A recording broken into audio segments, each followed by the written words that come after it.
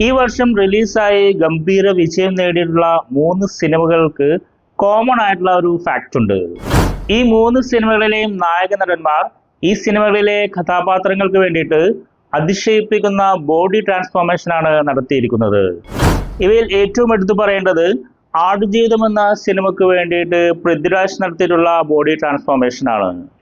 അതുപോലെ തന്നെ അജയന്റെ രണ്ടാം മോഷണം എന്ന സിനിമയിലെ 3 കഥാപാത്രങ്ങൾക്ക് വേണ്ടിയിട്ട് ടൊവിനോ തോമസ് നടത്തിയിട്ടുള്ള ബോഡി ട്രാൻസ്ഫോർമേഷൻ ഏറെ ശ്രദ്ധിക്കപ്പെട്ടതാണ്.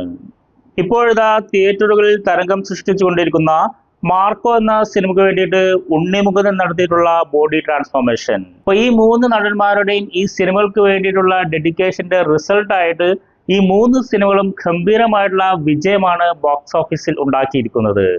അപ്പോൾ ഒരു നടന്റെ ഡെഡിക്കേഷന് തീർച്ചയായിട്ടും ബോക്സ് ഓഫീസ് നല്ല റിസൾട്ട് നൽകുമെന്നുള്ളതിന്റെ തെളിവാണ് ഇത്.